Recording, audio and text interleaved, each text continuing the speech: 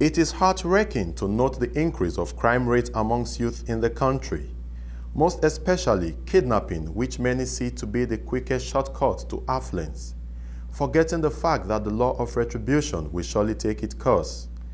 This week on Crime Scene segment, we bring you the story of a kidnapped victim, Ekanem Williams, who was rescued from the captivity of some alleged kidnappers after spending 3 nights in a bush. How did the law catch up with his alleged kidnappers? And how was Ekanem Williams, a customs officer, rescued? Find out on this episode of Crime Scene segment. My name is Wills Ekanem. So it was alleged that some weeks ago, some alleged kidnappers kidnapped you here in Lagos and took you somewhere to Shagam. How true is that? Very true.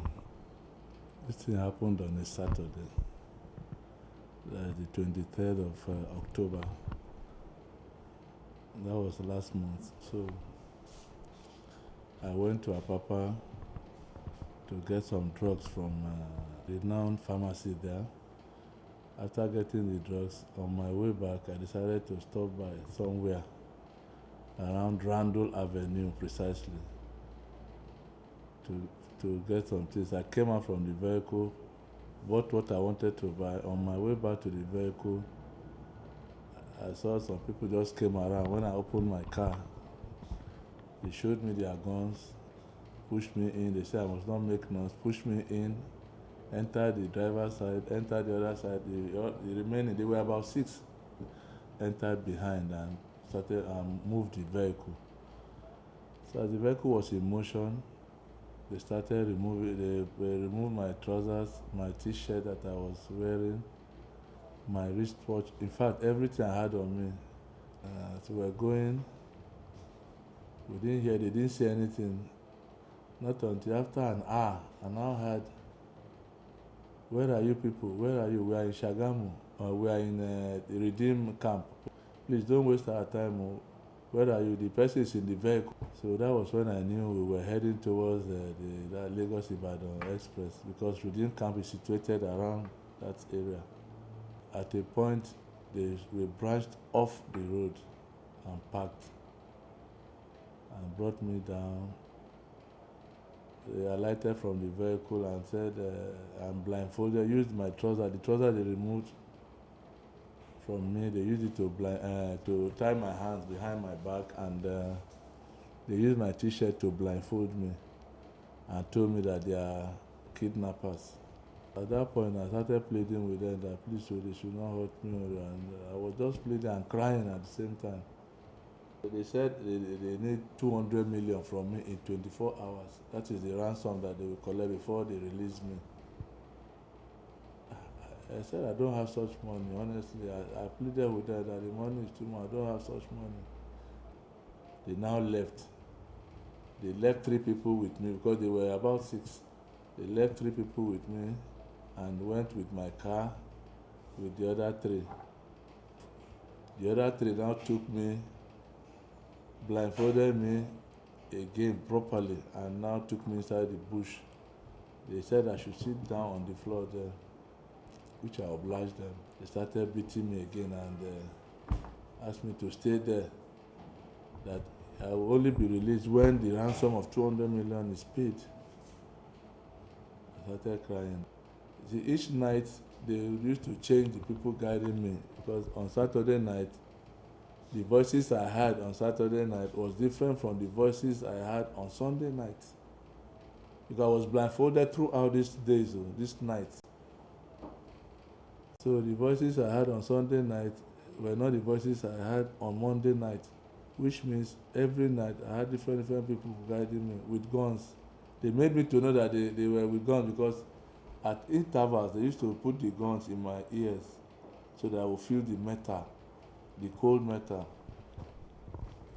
They were bragging that I'm not the only one they have kidnapped. They have been kidnapping, that they have kidnapped the local government chairman some time ago. The man was proved stubborn. They shot him. They kidnapped so and so. They started telling me stories that if I cooperate with them, nothing will happen to them. If I prove stubborn that they will kill me there, nothing will happen to them. So I was there in the bush on that Saturday night, slept till Sunday. It rained on Sunday. I was only with my boxers on, nothing again, no shirt, no trousers, no shoes. I was there on Sunday. It rained on Sunday. The whole rain was on me. I started shivering and I was begging them, crying that they should please help me, have mercy upon me. They said there's no need for me to cry. The thing is that if my people cooperate with me, if they send money down, then I will be released. Wetin be your name? I'm Chidi Ugu by name. Chidi, wetin make police arrest you? Na because of kidnapping. Wetin be your part wey you play for this kidnapping?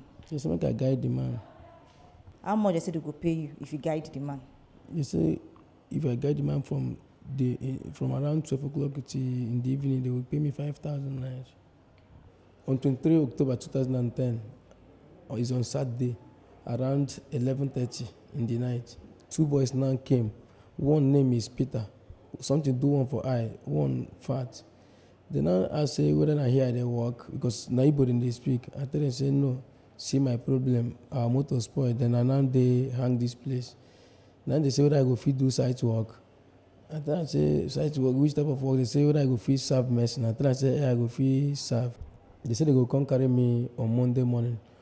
Now me and that one where they call Peter exchange number. I ask him name when I go take study name. He say his name na Peter. And now study name with Peter.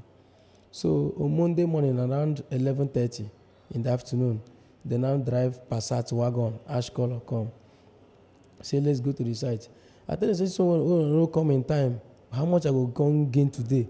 Who I go pay me now where today do almost finish. They say make I know what if I just reach the site, my money na 5,000. Now I tell them say if Nigeria when I no go come back today, I no go fee stay because my oga go come back any moment from now. So that if we repair our motor, then we go go back. Now they say make I know where they go. And now enter the back of the Passat, two of them they front. We now see this one and the two boys again. What's your name? This one na Emmanuel. Now there be the first time when I didn't know this one. And two boys again, they there already. And now enter. You say that the Two boys, you know their names? I don't even know them for the first time. They say that the person when they bring me to guide be this. I tell them say this man, I don't go feel guide this man. No. They say that the work when I go do with this. I tell them say I don't go feel stay. Say my oga go come back any moment from now. So they say okay, the thing where they say as far as I say I don't go feel stay. Then so far I don't reach here, I go stay from now till in the evening. They will come carry me come out, then pay me my 5,000. And now I agree to stay there with hopes I will go out in the evening.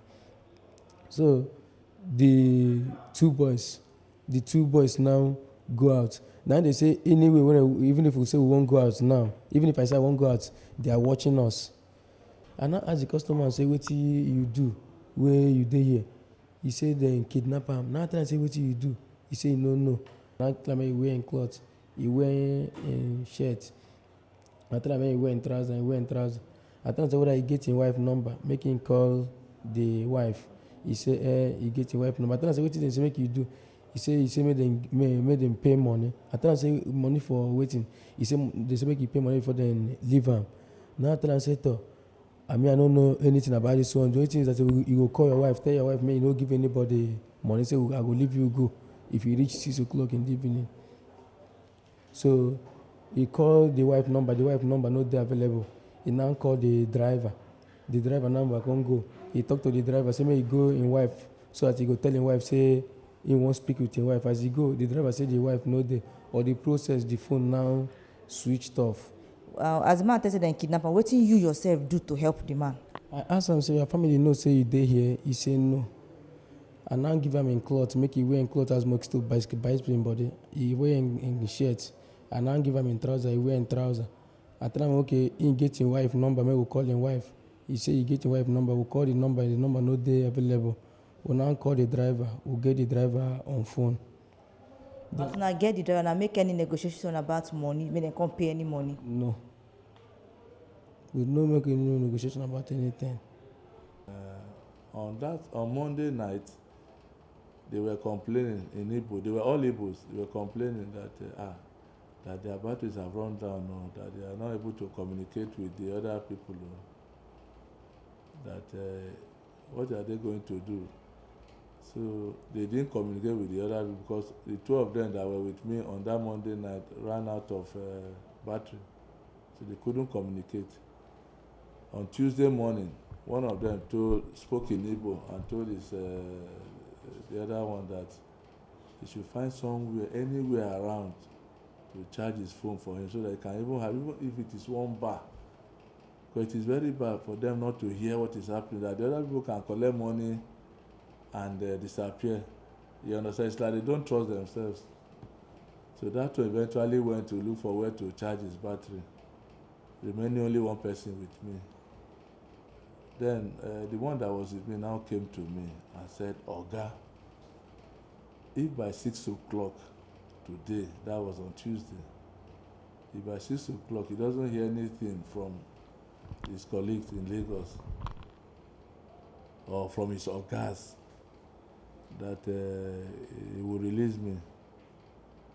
But if he does so, whether I can talk to my wife not to give them money, rather my wife should take 1 million to a safe place for him, and that he will release my car by so doing. So can you tell us that one's name? The one that says he's cheating, the one that is in police net. I was happy when I had that. I started saying, thank you, God will bless you if you can do that too. Definitely I will tell my wife. So he said, okay, let us wait for the guy who went to charge the phone to bring his phone back, at least so that I would try my wife's number. So I was happy when he said, I don't know if he meant it or whether I just wanted to make me happy. In about an hour's time after that, I now had a loud shout. Ah!